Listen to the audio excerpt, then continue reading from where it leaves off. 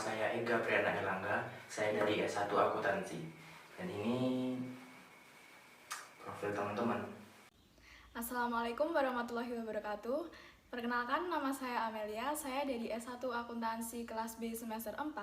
Di sini saya akan menjelaskan tentang Good Corporate Governance atau yang sering disebut dengan GCG. Nah, teman-teman, di sini kami akan menjelaskan tentang apa itu GCG, manfaat dari GCG, serta prinsip-prinsip dari GCG. Check it out. Nah, sebelum ke definisi, saya akan menjelaskan tentang latar belakang munculnya GCG di Indonesia. Akibat praktik tata kelola perusahaan yang buruk oleh perusahaan-perusahaan besar telah menimbulkan krisis ekonomi di Indonesia, tetapi juga mempengaruhi di Amerika Serikat dan dunia. Nah, untuk meredamkan krisis global ini, pemerintah Amerika Serikat bertindak cepat untuk melanjuti dan meredamkan kepanikan para investor dengan mengeluarkan peraturan perundang-undangan yang terkenal dengan nama Sarbanes-Oxley Act of 2002.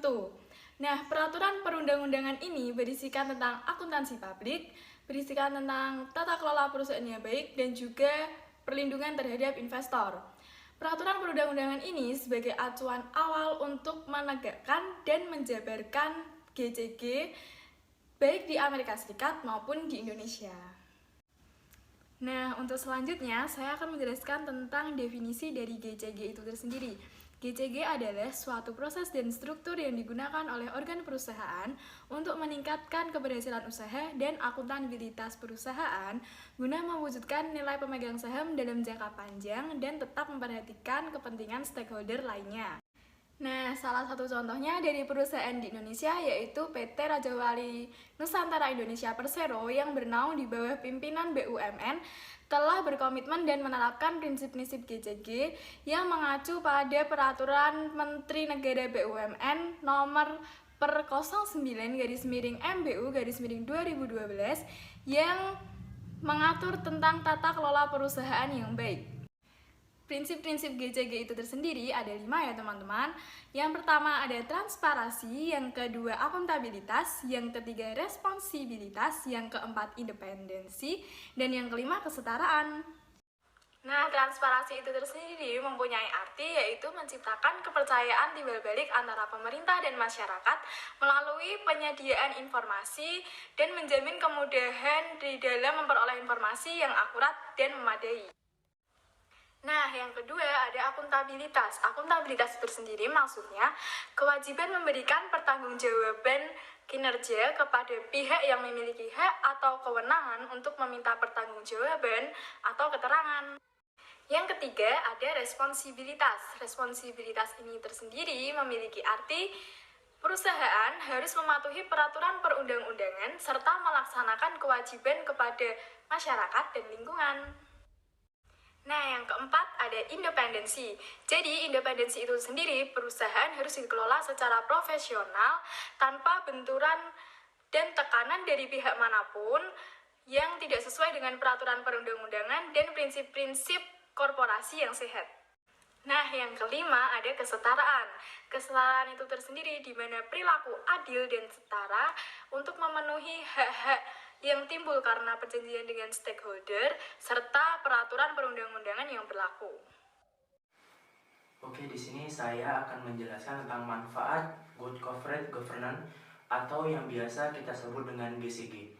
Apa sih manfaat dari GCG itu sendiri? Yang pertama itu adalah untuk meningkatkan kinerja perusahaan. Yang kedua adalah meningkatkan corporate value dari perusahaan. Yang ketiga adalah meningkatkan kepercayaan investor kepada perusahaan. Yang keempat sendiri adalah pemegang saham merasa lebih puas akan kinerja dari perusahaan karena manfaat dari GCG tersebut. Nah, kalau tadi kita sudah membahas tentang prasyarat GCG, sekarang kita membahas pola dasar penerapan. Nah, pola dasar penerapan dari GCG ini ada beberapa macam. Yang pertama, dengan menerapkan pembangunan kepedulian dan komitmen. Yang kedua, membentuk tim khusus GCG. Yang ketiga itu adalah mengkaji terhadap kondisi sekarang, kondisi ideal maupun yang tidak ideal.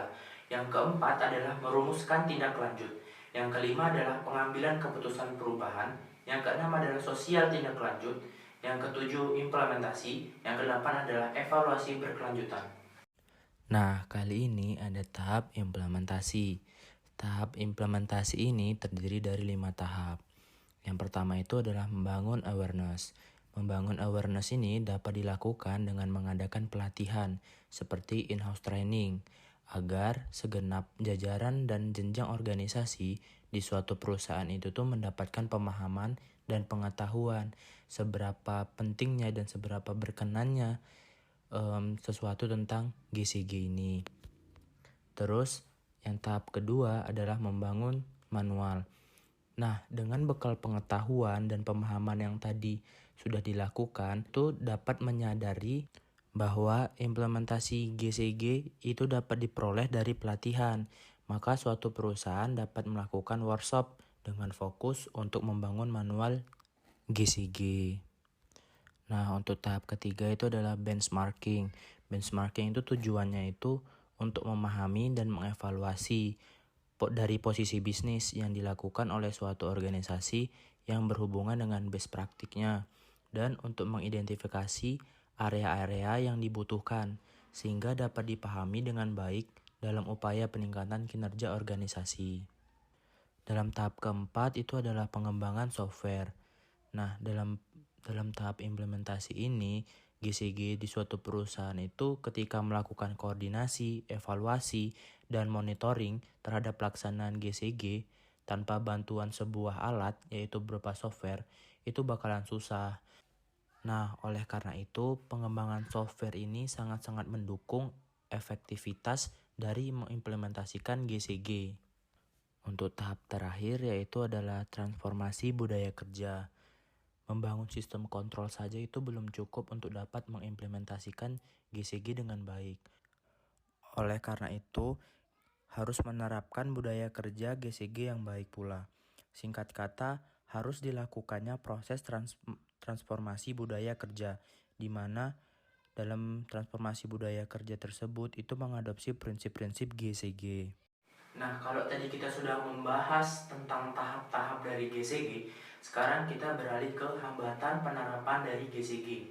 Yang pertama, hambatannya adalah kurangnya pengetahuan dan kesadaran bahwa GCG itu memberikan manfaat yang sangat besar bagi seluruh stakeholder.